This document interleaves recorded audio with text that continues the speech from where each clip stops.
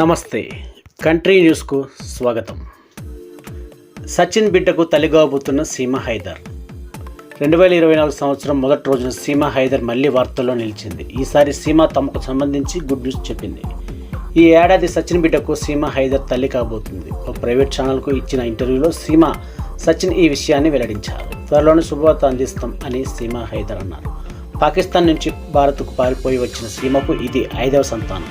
అంతకుముందు ఆమెకు తన మొదటి భర్తతో 4 పిల్లలు ఉన్నారు. ఆ పిల్లలు కూడా సీమతో కలిసి ఇండియా వచ్చి గ్రేటర్ నోయిడాలోని సచిన్ ఇంట్లో ఉంటున్నారు. ఇదిలా ఉంటే సీమ మాట్లాడుతూ, నేను ఎప్పుడు తల్లి అవుతానో తెలియదు, కానీ సచిన్కు తనకు ఖచ్చితంగా బిడ్డ పుట్టడం ఖాయమని తెలిపింది. కాగా పాకిస్తాన్కు చెందిన సీమా హైదర్, ఇండియాలోని యూపీకి చెందిన సచిన్ మీనా ప్రేమ కథ గత సంవత్సరం చర్చనీయాంశమైన సంగతి తెలిసింది. వీరిద్దరు ఆన్లైన్లో పబ్జి గేమ్ ఆడుతున్నప్పుడు పరిచయం ఏర్పడి ఆ తర్వాత వీరి స్నేహం ప్రేమగా మారింది.